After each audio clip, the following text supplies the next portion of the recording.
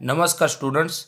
आदर्श कन्या primary school online education कक्षा 4 में हम चैप्टर नंबर 12 पढ़ रहे थे। पेज नंबर 138 तक हमने पढ़ लिया है। आज हम पेज नंबर 139 से 142 तक पढ़ेंगे। 138 पेज तक अब अगर आपने वीडियोस नहीं देखे तो डिस्क्रिप्शन में उसकी लिंक दी गई है, आप वहां जाके देख सकते हैं। आज के टॉपिक का नाम है दिनेश की खरीदारी। अब देखो, दिनेश जो है उसने चावल, चीनी, सरसों के दाने, गेहूं, दाल, चाय और काली मिर्च ये चीज़ें खरीदी हैं। और वजन में सिर्फ यहाँ पे ये लिखा है 5, 1, 10, 3, 500, 250 और 25, लेकिन यहाँ पे उसकी मात्रा नहीं लिखी है। अब वो आपको समझना है कि चावल जो होते हैं वो 5 ग्राम कोई नहीं खरीदता, क्योंकि 5 ग्राम चावल यानी उसमें 8 या 10 ही उसके दाने आएंगे, तो इतना तो कोई नहीं खरीदता, तो वो 5 किलोग्राम ही होते हैं। चीनी भी 1 किलोग्राम होती है। सरसों के दाने भी वो 10 ग्राम हो सकते हैं, चलो, क्योंकि सरसों के दाने कोई 10 किग्रा नहीं खरीदता। गेहूं किग्रा में होते हैं। दाल 500 ग्राम हो सकती है, 500 किलो कोई नहीं खरीदता। चाय 250 ग्राम होती है। और काली मिर्च वो तो उसकी बहुत कम ज़रूरत होती है, इसलिए वो 25 ग्राम में खरीदी जाती है। कार और ट्रैक्टर। रितु अपने खिलौनों का वजन कर रही है। वह सोच रही है कि उसका ट्रैक्टर उसकी कार से भारी है। तुम जल्दी से उसे ढूंढने में उसकी मदद करो। ये ट्रैक्टर है और ये कार है, तो देखो इसका पलड़ा भारी है, इसलिए ये ऐसे बोल रही है कि ये भारी है।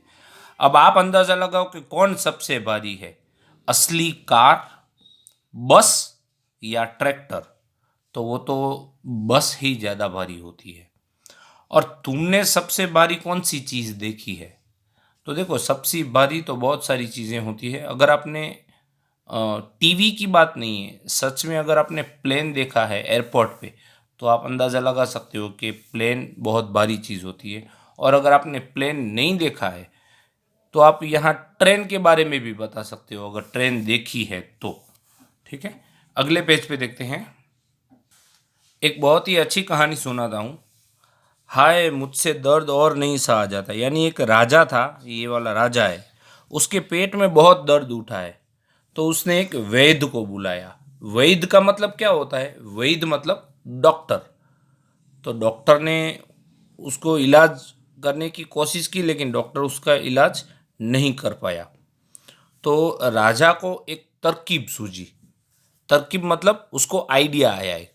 राजा ने बोला, जो मेरे पेट का दर्द दूर कर देगा उसे इनाम में एक हाथी के वजन के बराबर सोना दिया जाएगा। यानी एक हाथी का जितना वजन होता है ना, उतना मैं सोना दूंगा।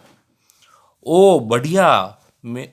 तो सभी, ये क्या हुआ, सभी डॉक्टर है ना यहाँ पे इकट्ठे हुए और डॉक्टर का इलाज करने की कोशिश करने लगे, क्योंकि अगर वो डॉक्टर बराबर हो गया तो हाथी के वजन जितना सोना मिलेगा उसको। तो उसमें एक डॉक्टर वैदिका थी जिसका नाम था, उसने उसका इलाज वो अच्छे से कर दिया। ओ बढ़िया, मेरा दर्द बिल्कुल गायब हो गया, धन्यवाद डॉक्टर वेदिका। अब डॉक्टर वेदिका ने इलाज किया तो ये राजा, देखो ये रहा, वो एकदम बराबर हो गया, ठीक हो गया। तो डॉक्टर वेदिका बोल रही है, तो क्या सच में मुझे मेरा इनाम मिलेगा?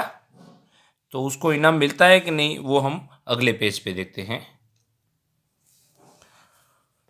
अब देखो, अब ये डॉक्टर वेदिका ने राजा को बराबर कर दिया, तो उसकी शर्त पूरी हुई, तो उसको भी, राजा को भी अपनी शर्त पूरी करनी चाहिए ना, उसको भी एक हाथी के वजन जितना सोना देना चाहिए। लेकिन ये राजा तो बहुत लालची था, तो उसने क्या किया कि हाँ मैं दूंगा सही, लेकिन सबसे पहले काम करो, पहले एक हाथी का वजन करो, फिर तुम्हें उसके बराबर सोना दूंगा। तो डॉक्टर वेदिका तो बेचारी घर पर पहुंची और बहुत उदास थी और अपनी बेटी को सारी बात बताई।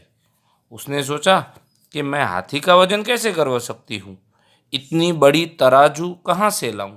तराजू मतलब जिस पे वजन करते हैं ना, वो वाला। तो इतनी बड़ी तराजू तो किसी के पास होती नहीं है ना।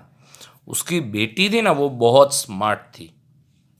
तुम चिंता मत करो माँ, मुझे एक तरीका सूझा है। राजा से कहो कि वह हाथी और एक बड़ी नाव का इंतजाम करे। अगली सुबह डॉक्टर वेदिका ने राजा को नदी के किनारे बुलाया। राजा एक हाथी और बड़ी नाव के साथ पहुंचा। अब देखना, मुझे लगता है कि वह पागल है, वह हाथी का वजन नाव के साथ करेगी। सबको ऐसा लग रहा था। अब अगले पेज पे देखते हैं क्या होगा।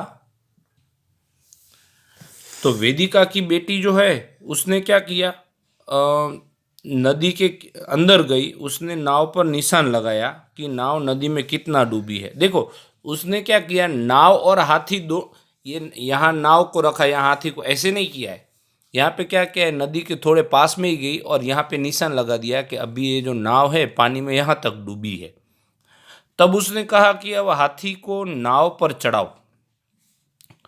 अब नाव नदी के पानी में और भी ज़्यादा डूब गई। वेदिका को बेटी ने पानी ने नए स्तर पर फिर निशान लगाया। अब देखो पहले यहाँ था, उसके बाद अंदर हाथी को रखा गया नाव में। तो हाथी अंदर जाएगा तो ये नाव तो ज़्यादा अंदर जाएगी ना, डूबेगी ना थोड़ा। तो समझ लो हाथी आया तो नाव यहाँ तक डूब गई पानी में। फिर वेदिका ने यहाँ निशान लगा दिया। अब ये देखो यहाँ दिखाई दे रहा है ज़्यादा डूब गई। अब वेदिका ने ये निशान लगाया, देखो वाइट कलर का। अब सोचो फिर क्या हुआ होगा। अपने दोस्तों के साथ मिलकर कहानी को पूरा करो। क्या वेदिका की बेटी को हाथी के वजन का पता चल पाया होगा? हाँ, चल पाया होगा। क्यों? अब आप अलग अलग तरीके सोच सकते हो। कोई लड़की ऐसे सोचेगी कि सर अब उसने नाव का वजन किया होगा, कोई लड़की दूसरा कुछ सोचेगी। मैं आपको एक बात बताता हूँ, इसने क्या किया होगा, सबसे पहले जहाँ तक पानी भरा हुआ, यहाँ निशान करा था पहले, वहाँ से लेके दूसरा जो निशान आया ऊपर वाला, ये वाला निशान, वहाँ तक पानी भराया होगा। और फिर वो पानी किसी एक बर्तन में भरा के उस बर्तन का वजन कराया होगा। तो उस बर्तन का जितना पानी भरा हुआ बर्तन का जितना वजन होगा उतना ही वजन हाथी का होगा। और हाथी का जितना वजन होगा उतना डॉक्टर वेदिका को सोना मिलेगा। कौन देगा?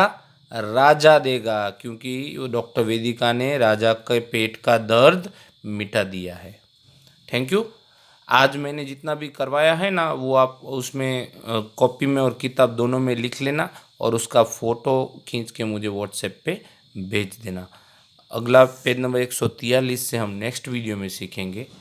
Thank you.